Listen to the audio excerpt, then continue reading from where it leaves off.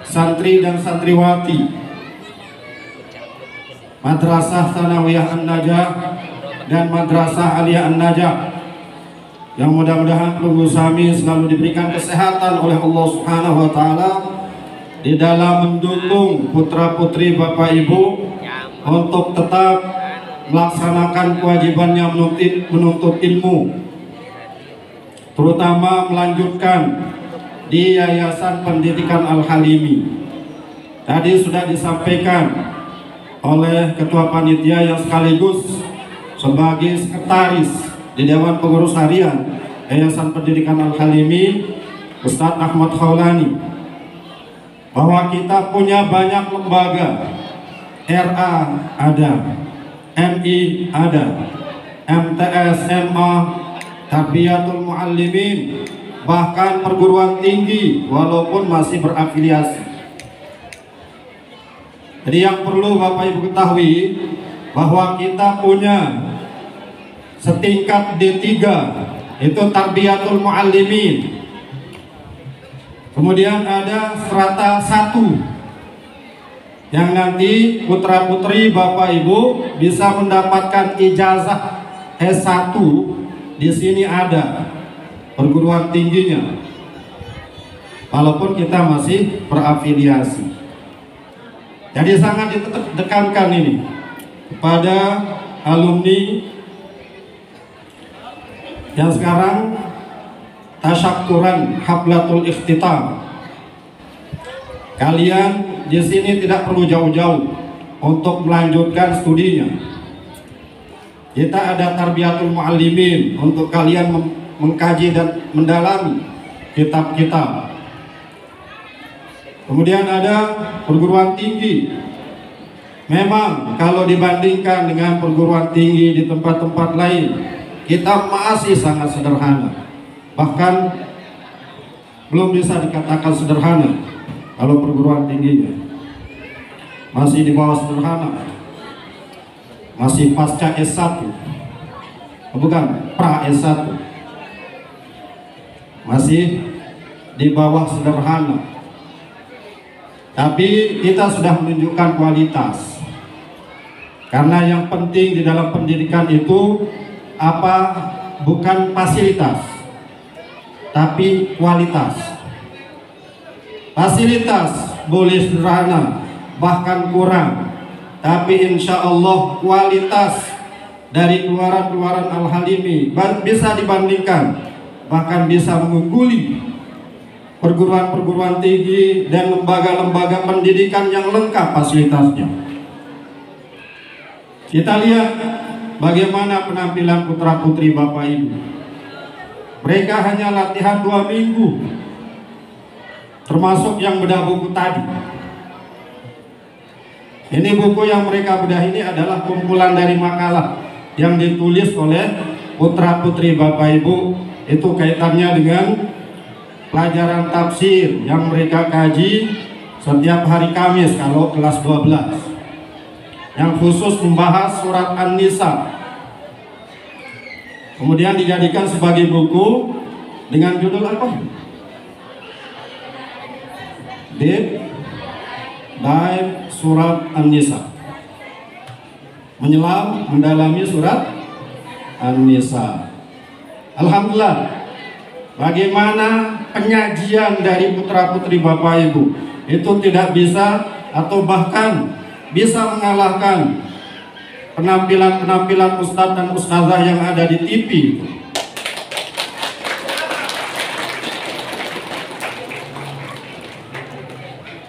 Bagaimana mereka menyampaikan dengan sangat lancar apa yang mereka tulis.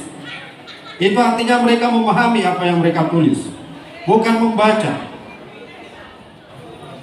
Banyak mahasiswa-mahasiswi yang sudah masuk di perguruan tinggi S1, S2 itu ketika presentasi masih membaca. Jadi yang mereka tulis cuma dibaca, bukan menyampaikan apa yang mereka pahami. Tapi alhamdulillah para alumni kita tadi menyampaikan dengan sangat lugas apa yang mereka tulis. Itu artinya sekali lagi mereka paham apa yang mereka tulis. Ini karena kita memberikan kepercayaan kepada mereka, kepercayaan untuk menulis dan kepercayaan untuk presentasi, menjelaskan apa yang mereka tulis. Dan alhamdulillah, sekali lagi apresiasi yang tinggi untuk kalian semua.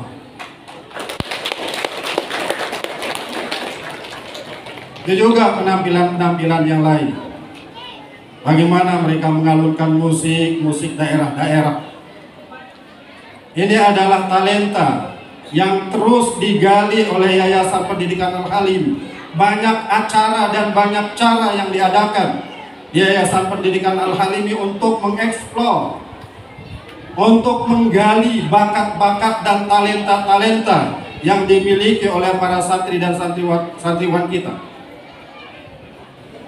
Kita kemarin tahun yang lalu mengadakan haul Al-Maghfurlah Tuan Guru Haji Abdul Halim dengan rangkaian Al-Halimi Show in Talent.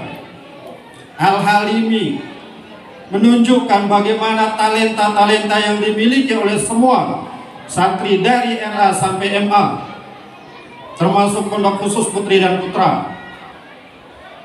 Mereka menunjukkan bakat-bakat yang sangat luar biasa. Mungkin mereka dari segi keagamaan ada yang kurang, tapi ada bakat yang lain yang mereka miliki. Ini yang ingin digali di Al-Halimi. Bukan hanya kajian kitab sudah unggul, insya Allah. Maka kita melihat bagaimana penampilan kemarin putra-putri kita di RA dan MI. Dan hari ini kita menampakkan, menunjukkan, dan menyaksikan bagaimana talenta-talenta yang dimiliki oleh para santriwan dan santriwati MA dan MTS An-Najah.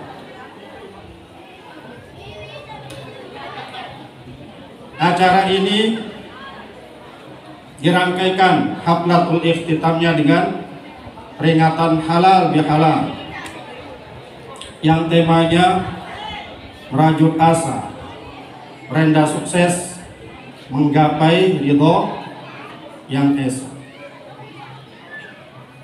Terima kasih. Sebelum lupa, saya sampaikan kepada semua panitia yang dikoordinir oleh Ustadz Ahmad Haulani.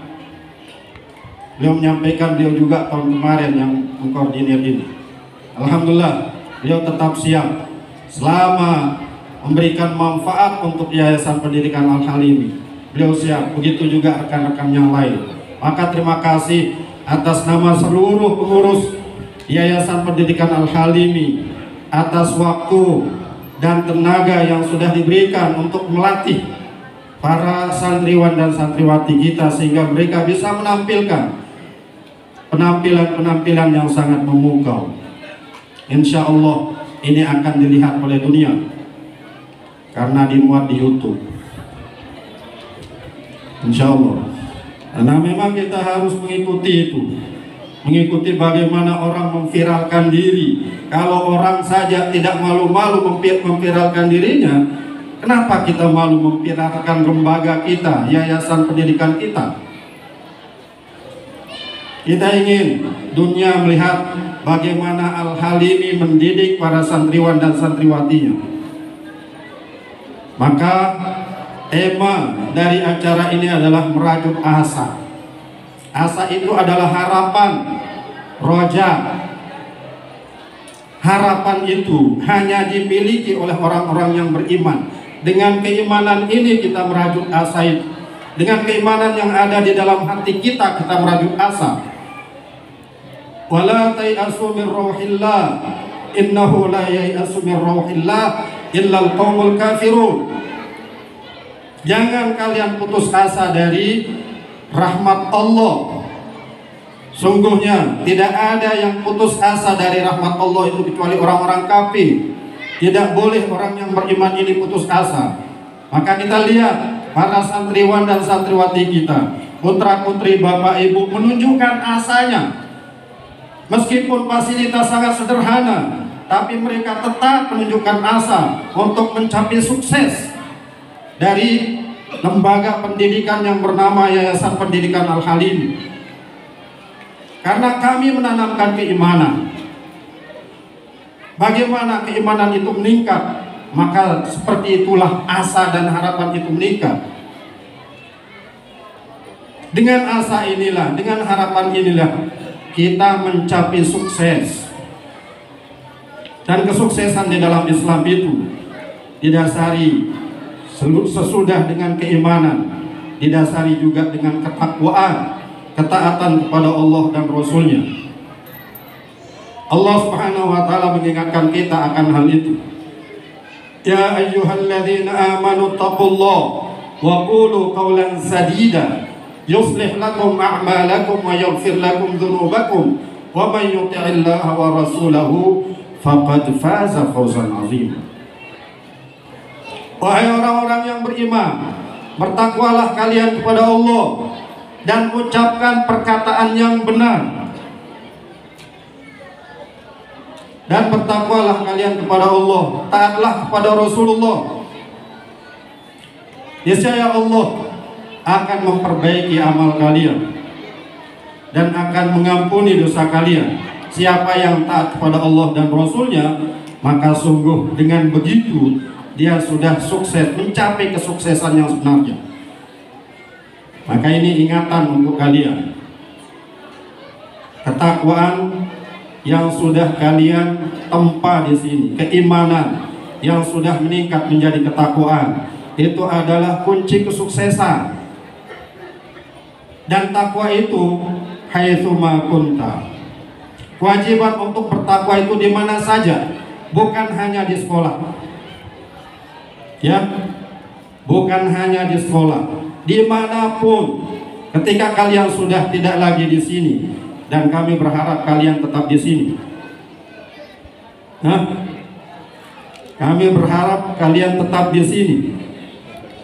Apa maksudnya? Melanjutkan di sini dengan tetap membawa asa itu.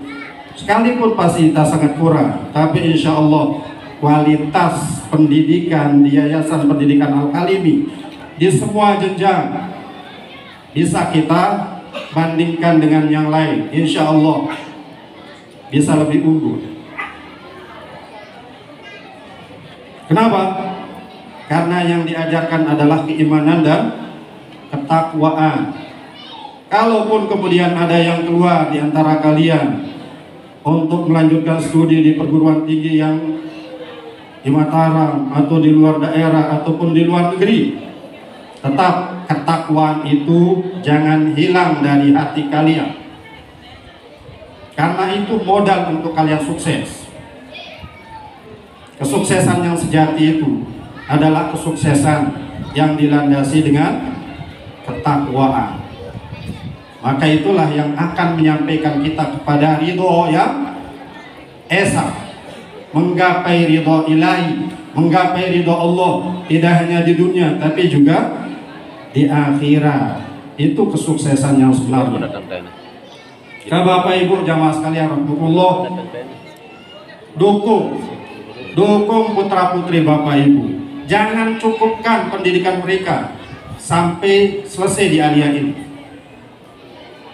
Lanjutkan, insya Allah. Jangan takut. Kan kita cuma kusir, gimana mau menguliakan anak? Kan kita cuma pedagang kecil, bagaimana memuliakan anak? Allah nanti yang akan menjamin, Allah yang akan mengambil alih tanggung jawab ibu-ibu, bapak-bapak untuk membiayai pendidikan putra putri Bapak Ibu. Jangan takut. Justru yang harus ditakutkan itu seperti yang disampaikan oleh putra putri Bapak Ibu yang bedah buku tadi. Wal yakhshal ladzina law taraku min khalfihim dzurriyyatan dhi'afa. Perhatikan tadi yang baca itu. Benar bacanya? Benar apa salah? Wal yakhshal ladzina law taraku min khalfihim dzurriyyatan dhi'afan khafu 'alaihim falyattaqullah wal yaqulu qawlan sadida. Justru yang Bapak Ibu harus khawatirkan adalah kalau putra putri Bapak Ibu ini jadi generasi yang lemah. Lemah secara keimanan, lemah secara spiritual, lemah secara mental, lemah secara intelektual. Mereka generasi-generasi yang akan datang, yang akan meneruskan pemimpinan di negara ini, mereka yang sering disebut dengan apa? Gen Z. Bapak Ibu tahu nggak itu Gen Z? Generasi Z. Mereka nanti yang pada tahun 2045 ini akan mengalami, negara ini akan mengalami bonus demografi, akan melimpah remaja-remaja, anak-anak yang produktif. Kalau mereka tidak dipersiapkan dari sekarang, mereka akan menjadi Gen Z yang akan sia-sia. Jumlah mereka banyak, tapi tidak ada yang bisa diandalkan. Maka jangan khawatir, jangan takut untuk melanjutkan pendidikan putra-putri Bapak Ibu. Kalau takut untuk ke UIN, untuk ke UNRAN, di sini ada Tarbiyatul Muallimin. Itu murah meriah. Ada juga S1. Jadi putra-putri Bapak Ibu akan mendapatkan sarjana S1 dan diploma 3 di Yayasan Pendidikan Al-Halimi melalui Tarbiyatul Muallimin, itu D3. Kemudian di S1-nya perguruan tingginya akan mendapatkan S1. Jadi sama S1. Tapi kalau Bapak Ibu lihat, ini mana kampusnya? Mana kampusnya anak-anak? Nggak ada ya? Itulah luar biasanya Al-Halimi. Nggak ada kampus, tapi alumninya di mana-mana.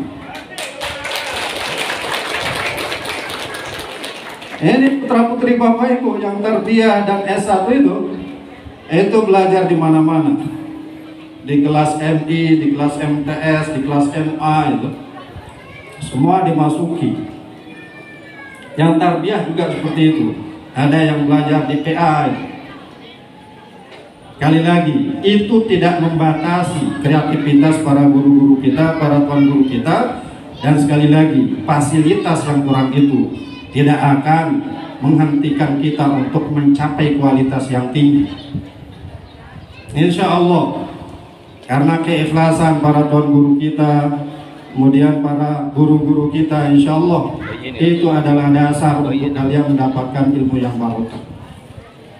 Itu yang penting, ilmu yang barokah, ilmu yang barokah dan bermanfaat. Jadi Bapak Ibu, ini semuanya hadir ya. Wali santri, santriwati kelas 12. Ada yang nggak hadir orang tuanya? Ada. Kasihan dulu.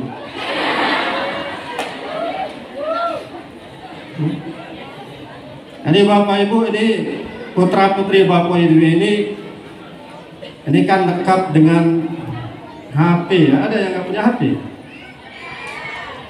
Nggak ada. Ada, angkat tangan. Yang atas angkat tangannya. Nggak kelihatan kata kalian. Banyak ya. Alhamdulillah kalian masih terjaga itu. Kalian masih terjaga dari dampak negatif HP. Bapak Ibu, ada yang punya HP? Hah? Ada yang punya? Kalau Bapak Ibu yang ditanya, ada yang punya HP? Hah? Kalau putra putri ini yang ditanya, ada yang nggak punya HP? Karena mayoritasnya punya. Kalau Bapak Ibu yang ditanya, ada yang punya HP? Karena mayoritas nggak punya. Ada ya yang punya? Ada. Ini ada penelitian Bapak Ibu. Ada penelitian di Amerika katanya. Ada berapa perempuan yang ditanya di penelitian itu? Ada survei lah istilahnya. Ada bapak-bapak, ada ibu-ibu. Ditanya tentang, pertanyaannya, apa yang pertama kali ibu lakukan atau bapak lakukan ketika baru bangun tidur? Jadi kalau anak-anak ini sudah tahu jawabannya. Apa yang pertama kali bapak ibu lakukan ketika bangun dari tidur?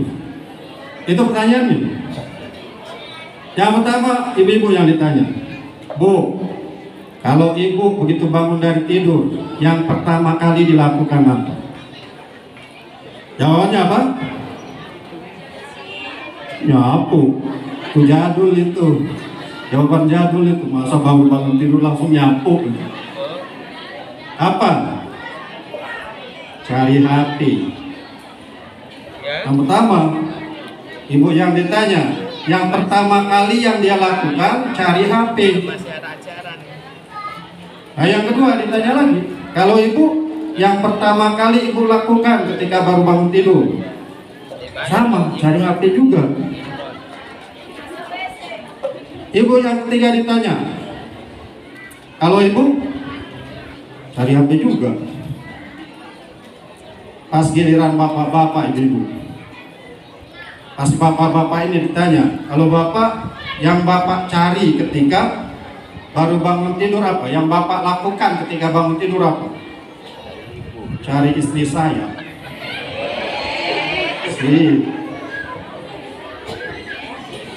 Wah, ini ada yang bilang bohong. Emang kamu udah nikah? Ini bilang bohong.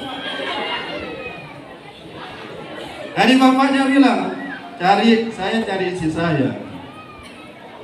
Nah, yang nanya ini bilang, luar biasa bapak.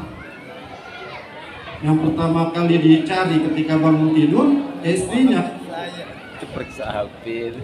Kenapa? Ini tahu jawab. Soalnya HP saya dibawa sama istri saya. HP-nya dibawa sama istrinya, sebenarnya sama saja itu. Dia cari HP-nya. Cuma karena dibawa sama istrinya, maka dia cari istrinya. Ya, sama juga itu. Karena memang sekarang ini Bapak Ibu, orang, anak-anak sekarang, kalau lupa HP saya, jangankan kehilangan, lupa HP misalnya, mereka mau shopping, mereka mau kuliah, lupa HP, kayak ketinggalan nyawa. Kayak ketinggalan nyawa, kayak mati itu kalau ketinggalan HP itu. Karena HP ini sudah mengambil alih apa? Pekerjaan atau fungsi banyak hal. HP itu mengambil alih fungsi radio, HP mengambil alih fungsi TV, HP mengambil alih fungsi jam, HP mengambil alih fungsi wecker. Bahkan HP mengambil alih fungsi ibu-ibu. Coba sekarang ibu-ibu, kalau mau mendiamkan anaknya yang sedang nangis, kalau nggak punya HP susah. Ini bagi ibu yang nggak punya HP, jangan nanti lagi bapak-bapaknya dicariin duit buat beli HP biar cepat nenangin anaknya yang sedang nangis. Biasanya begitu kan, anak-anak yang suka diberi HP dari kecil, itu kalau lagi nangisnya cari HP. Tapi sampai anak-anak yang baru umur 1 tahun itu, kalau dia nangis cari HP, diodok sama ibunya, didiamkan sama ibunya, nggak diam-diam. Kalau dikasih HP baru diam. Itu kan mengambil alih fungsi ibu sebagai orang tua yang seharusnya mendidik anak-anak. Karena itulah kita tidak ingin putra putri bapak ibu ini dididik sepenuhnya oleh HP. Maka kita arahkan putra putri bapak ibu memanfaatkan HP itu dengan sebaik-baiknya. Di dalam penulisan makalah ada sumber-sumber yang mereka rujuk itu dilihat dari HP, karena kalau cari perpustakaan di sini nggak lengkap, yang ada kitab-kitab saja, itu pun mereka belum bisa baca. Makanya nanti setelah ini kalian lanjut ke Tarbiyatul Muallimin untuk memperdalami kitab itu, supaya kalian tidak selalu merujuk Syekh Google itu. Tapi kalian bisa merujuk kitab Imam Syafi'i, merujuk pendapat Imam Nawawi, pendapat Imam Al-Ghazali dari kitab-kitab yang beliau tulis.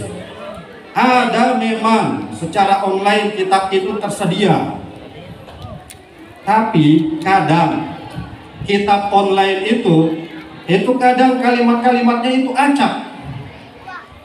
Yang seharusnya di depan ada di belakang, yang seharusnya di belakang ada di tengah, sehingga kalimatnya nggak karuan. Maka dulu itu ada Habib yang dibully habis-habisan karena salah baca kitab. Kenapa? Karena dia melihat ini di HP itu ada konten, ada aplikasi kitab apa? Namanya bukan Nasaihul Libat, Durratun Nasihi. Di sana ada yang menjelaskan tentang fadilah orang melaksanakan sholat tarawih. Dia bacakan itu satu-satu, cuma kebalik-balik, karena memang urutan kalimatnya itu sudah diacak, sudah acak-acakan. Itu yang menyebabkan Habib ini dibully habis-habisan karena dianggap tidak bisa baca kitab. Karena dia melihat kitab itu dari HP, dan ini tidak kita inginkan dari putra-putri Bapak Ibu, sehingga dengan mereka melanjutkan di Tarbiyatul Muallimin, baik kitab yang mereka pelajari di Madrasah Aliyah, yang mereka pelajari di pondok khusus putra ataupun pondok khusus putri, itu mereka lanjutkan lagi, mereka perdalam lagi, dan para tuan guru kita yang menjadi guru-guru mereka, sehingga keilmuan kita bisa dapatkan, keikhlasan dan keberkahan ilmu dari para tuan guru kita itu bisa didapati oleh putra-putri Bapak Ibu, sesuatu yang mereka tidak bisa dapati di perguruan-perguruan tinggi yang lain. Sering saya sampaikan, di UIN saja misalnya, Universitas Islam, coba tanya, selalu tidak pelajaran mata kuliahnya dimulai dengan bismillah. Ini alumni UIN, sering kalian dengar dosennya memulai kuliah dengan baca bismillah? Enggak. Padahal Rasulullah SAW mengajarkan kepada kita, kullu amrin dzibalik la yubda'u fihi bi bismillah fa huwa aqta. Setiap perkara yang baik yang tidak dimulai dengan bismillah, dia terputus dari keberkahan, tidak akan mendatangkan keberkahan. Tapi kalau kalian, putra-putri kalian Bapak Ibu, melanjutkan di tarbiyah, melanjutkan di perguruan tinggi yang ada di Al-Halimi, insya Allah aturan-aturan untuk mendapatkan keberkahan ilmu itu dijalankan di sini. Dimulai dengan bismillah, diakhiri dengan doa, dengan alhamdulillah.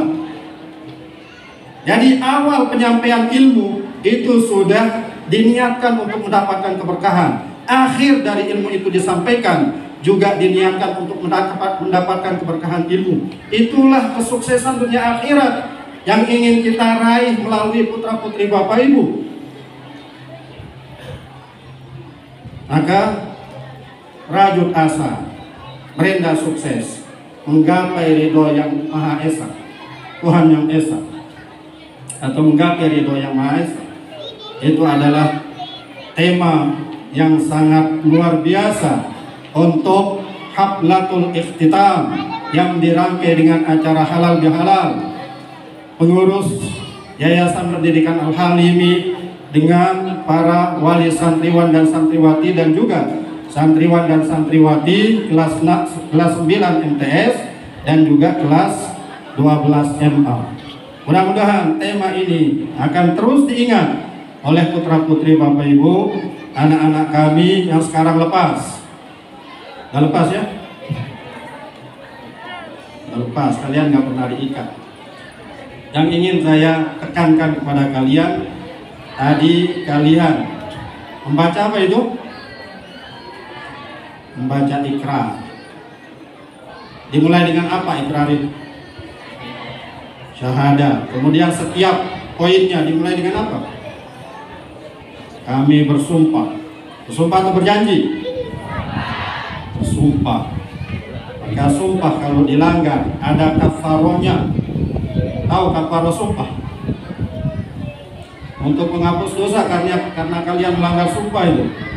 Maka semua poin yang ada di ikrar itu harus kalian perhatikan. Bukan cuma untuk kalian baca di sini, tapi untuk kalian amalkan, untuk kalian ingat dimanapun kalian nanti lanjutkan studi. Kalau kalian tidak melaksanakan itu artinya kalian melanggar sumpah dan ada kafarohnya. Kafaroh apa? Melanggar sumpah. Pertama, kalian harus memerdekakan budak. Punya budak? Punya. Justru kalian yang jadi budak HP. Gak punya. Kalau gak punya, apa? Beri makan orang miskin. Berapa orang? 10 orang. Yata'amu asyarati masakin, atau memberikan mereka pakaian. Itu diantara kafaroh kalau kalian langgar sumpah itu. Tapi insya Allah kalian harus jaga, jangan sampai sumpah yang sudah kalian ikrarkan di depan para tuan guru kita, di depan para bapak ibu kalian, jangan sampai itu kalian langgar, karena itu juga kaitannya dengan Allah Subhanahu Wa Taala. Ya, itu saja yang penting untuk saya sampaikan, terutama kepada para santriwan santriwati kelas 9 MTS dan juga kelas 12 MA yang sekarang melakukan tasyakuran haflatul ikhtitam karena mereka sudah menyelesaikan studi di MTS selama 3 tahun dan juga di MA selama 3 tahun. Ada yang sampai 6 tahun karena dari MTS terus melanjutkan di sini. Mudah-mudahan apa yang disampaikan tadi bermanfaat, terutama untuk para alumnus Madrasah An-Najah baik MTS ataupun DMA, itu juga mudah-mudahan bermanfaat untuk kita semua. Terima kasih dan mohon maaf.